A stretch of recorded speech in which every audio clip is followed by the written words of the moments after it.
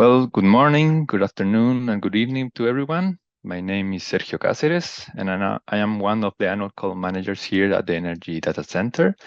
And today I will present the session on coal and coal products statistics. First, we're going to start taking a look at some key coal trends to get used to how coal is relevant in the energy world. Let's start going through the coal overview. You can see now that coal is the second largest source of energy in terms of total energy supply, TES, with 28% of the share, just behind oil and in front of natural gas. As you can see on the left chart here. And now if we take a look on the second chart on the right side of the slide, coal is the main source regarding the world electricity generation with 36.7% of the share. Then from these two charts, we see how coal is a major player in both energy supply and electricity generation, although the relative share is quite different between the two. Now, let's look at the coal production and its evolution from country to country over time with the figures from our latest report on coal annual statistics 2024, published this summer.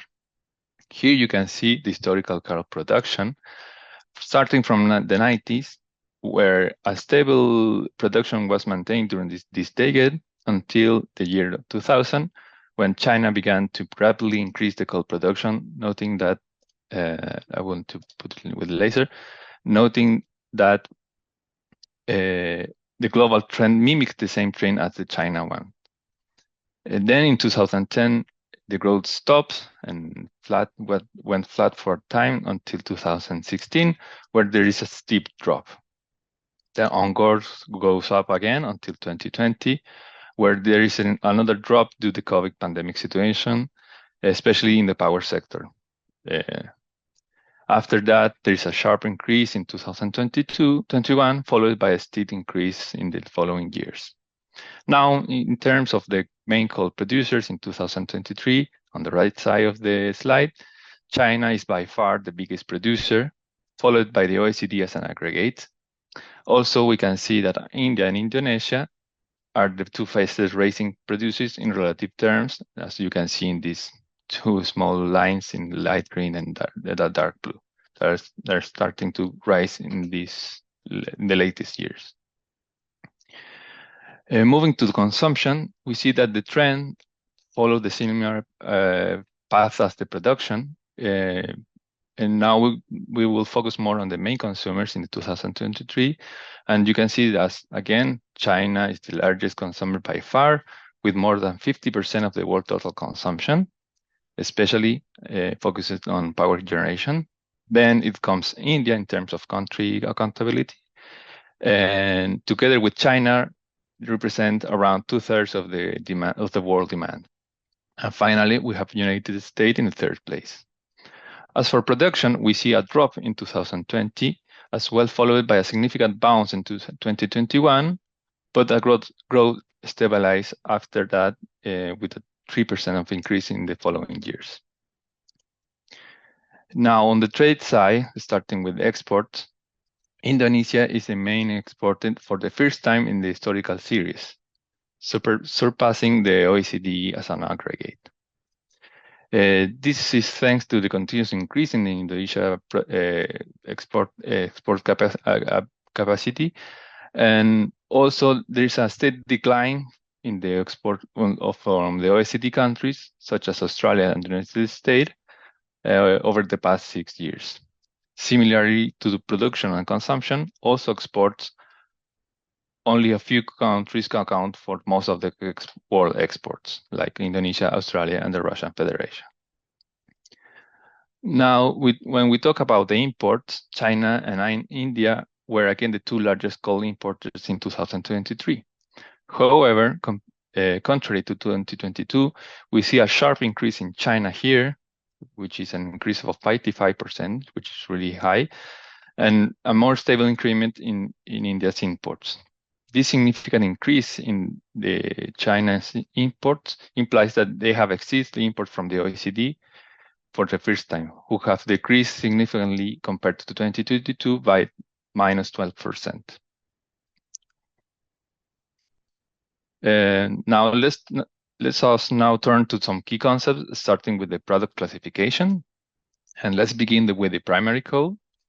Primary coal is a very heterogeneous product, and it can be identified by their physical and their chemical characteristics, which determine their prices and their uses. In general, the higher the carbon content is, the higher is the quality of the coal product, and the higher rank coals also have lower levels of moistures and volatile matter, and therefore they have better qualities for the metallurgical sector, for example. So in the left side, we have the classification from their physical and chemical characteristics, where hard coals includes coking coal, anthracite, and other bituminous coal, and it refers to coal that with a gross calorific value higher than 24,000 kilojoules per kilogram. Then we have the brown coal, which considers subbituminous coal and lignite, and therefore these two products has gross calorific values less than 24,000 kilojoule per kilogram. On the right side, we can also have a qualification by their use, starting with the metallurgical coal, which is considered only coking coal since it has such a high quality and characteristic that it makes suitable to fed in coke ovens and in the iron and steel industry. Then we have anthracite, other bituminous coal, and subbituminous coal qualify as steam coal, since they are mainly used in the electricity and heat generation. And finally, we have lignite, and this is usually excluded of this classification since it can be used for many purposes. But the coal questionnaire, in the coal questionnaire, there is more than just primary coal. The full name of this section is Solid Fuels and Manufactured Gases, which is a broader concept, as you can see in this slide. Here we have the primary products, which are listed on the left side, the 5 primary coal products and 2 additional ones.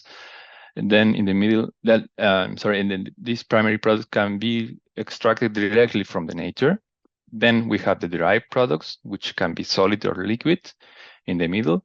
And on the right, we have manufactured gases, which are obtained from the transformation from the first, can be obtained from the primary products as well as from the derived. Since we don't have too much time to take a look in deep each one of these products, I will let you read them later with more calm when you will receive this presentation. But what is important to mention here is that many of these products are interconnected between each other. So knowing the interconnection is important for validating your data, for example, to check data gaps. Let's quickly look at the orange boxes that are here that represent the interconnection between the coking coal and their outputs that come from the coke oven, which are coke oven coal, coal tar, and coke oven gas. Also, there is an interconnection between coke oven coke and blast furnace gas, since the coke oven is the input for the blast furnace. So if, for example, you have to report this information and you are missing one of these products, you can have an idea of what it might happen with the trend of the increment of the input of coking coal in the coke ovens, or in the other way around as well. Now let's move on the coke balance. Let's look at this chart. When we can look at on the left side we have the supply, and in the right side we have the demand. The first we have to take a look is in the supply side, it's the production. And as you might know, it came from the mines, that it can be either from surface or underground.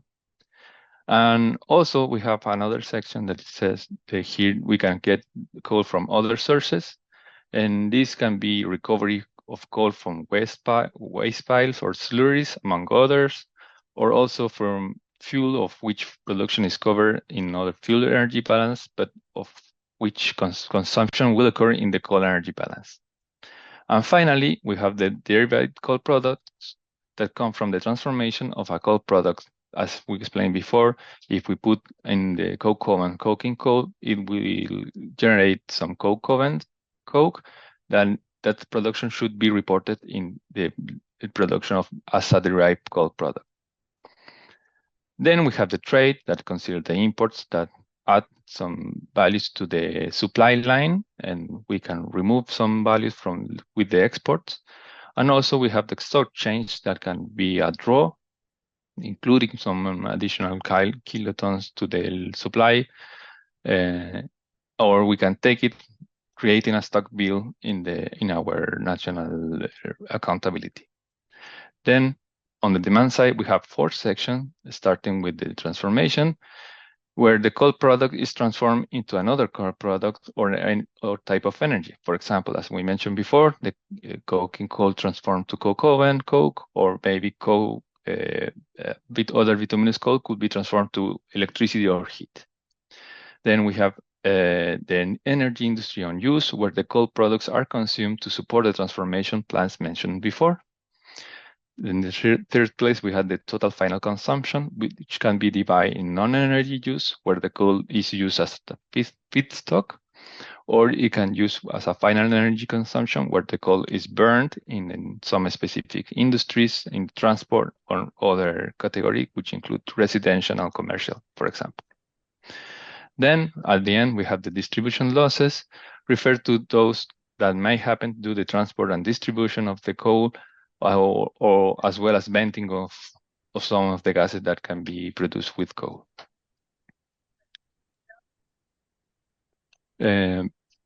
Now let's look some of these flows in more detail, starting with the coal production.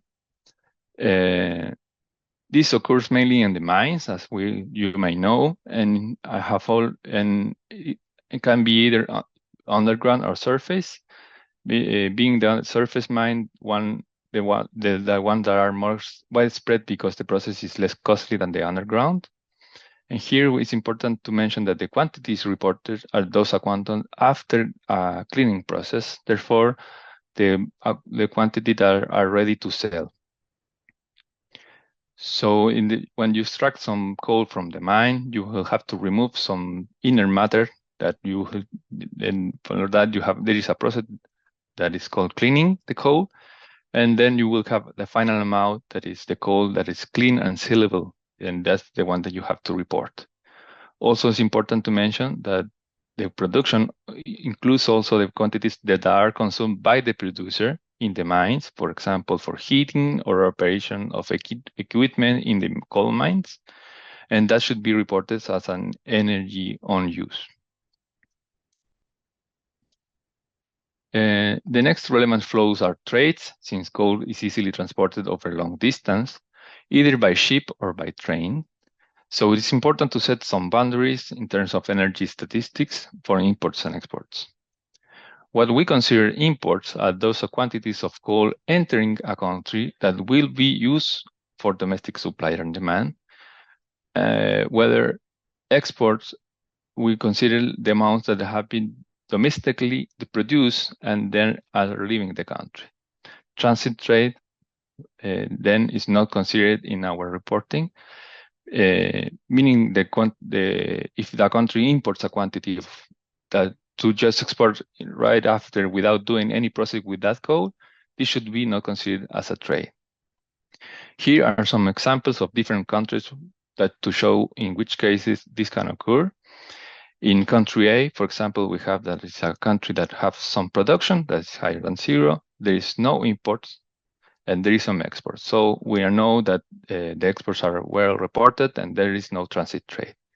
In country B, they might be the case that it could be transit trade or not. We are not sure. And for these cases, it's relevant to check the quantities that are reported in the production and the imports and exports to compare if there is a transit trade or not. Also, you can check the calorific values of each of these flows to check, for example, if the calorific value from the production is the same as the export. So that will be a good report. But if you report the same calorific value from the imports to the export, that should be clearly a transit trade. And in country C, there is no production, there is some imports and there are some exports. So this is a clear case of a transit trade that it should be excluded. Then going to the transformation side, there is a wide variety of transformation plants and processes that you can see in this slide. The most known, I think, is the electricity and heat plants, where coal is burned to produce another form of energy, in this case, electricity and heat, or heat. Coal can also, coal can also be transformed in other coal products. And this happened in the coke ovens, for example. As I already mentioned, the coking coal is put in the coke ovens, and then as an output, we can have the coke oven coal, coke oven gas, and coal tar. Then, if we take the coke oven coke input as an input and in the blast furnaces, we can obtain blast furnace gas and other recovered gas. And finally, we have the gas works, which are utilities whose main purpose is the manufacture, transport, and distribution of gas, and where gas or gas is produced. Finally, we have some other liquefaction plants where coal is converted into liquid hydrocarbons, but they are not very common. Let's look at a typical transformation of coal where coking coal is carbonized in a coke oven, which means that coking coal is heated at high temperatures in an oxygen-free atmosphere. Only coking coal can be converted to coke in the coke ovens, and the other byproducts are coke oven gas and coal tar. The efficiency of this process is around 70 to 90%, and you need to divide the output by the input to obtain this efficiency. In this case, the output are the coke oven coke, the coke oven gas, and the coal tar. And the input, obviously, is the coking coal with another input that it might happen, but they're not really common. All of these calculations must be done in energy units in order to be comparable to the quantities that are in the outputs and in the inputs. Otherwise, it won't be matched. Especially, for example, that we measure coke oven coke in kilotons and coke oven gas is in terajoules, so you can add these two values if you don't transform it in energy units. Here is a small representation of the coke oven, but I think I have explained a lot this coke oven process. And I will explain more in the next slide. Now, let's look in more detail at the whole process that occurs within the carbon products in the iron and steel industry. And in this simplified chart, simplify for some of you, maybe it's not that simple, but since it's a very relevant sector for companies, it's important to be clear for you. In this industry, several processes related to different flows are involved in the carbon balances, and it's important to distinguish and classify them correctly. As you can see in the key showing below, transformation are highlighted in blue arrows, darker blue arrows, and correspond when one fuel is transformed to another form of energy. In this case, the coking coal, for example, is transformed to coke oven. Coke oven it enters as an input in the blast furnace, and you can also have some bituminous coal that is pulverized in the blast furnace to produce pig iron, which is not a coal product, it's a non-energy product, as is mentioned here. So we don't quantify this amount. Also, there are some quantities from byproducts used in the energy industry on use. Look in the light blue arrows like this one, which is when a product is consumed to support the operation of the energy sector. In this example, we see that the gas that comes as a byproduct from these processes can be put as an input for the energy with an energy on use use inside this blast furnace or coke oven. Finally, we have some final consumption, the arrows that are in green, and this includes fuels consumed to provide energy to final processes in the industry where there is no transformation of any energy products. I will also want to mention that here we are putting in yellow circles all the coal products that we are considering for our purposes. Also, there is some iron ore that are not energy products, and we also including the efficiency of this process that has, as I already mentioned, the coke oven efficiency is 70 to 90%, and then for blast furnace should be higher than 40%. That's for your knowledge. Now we will move on to data reporting. And here we will start with the data collection, since it's the first step of all this process.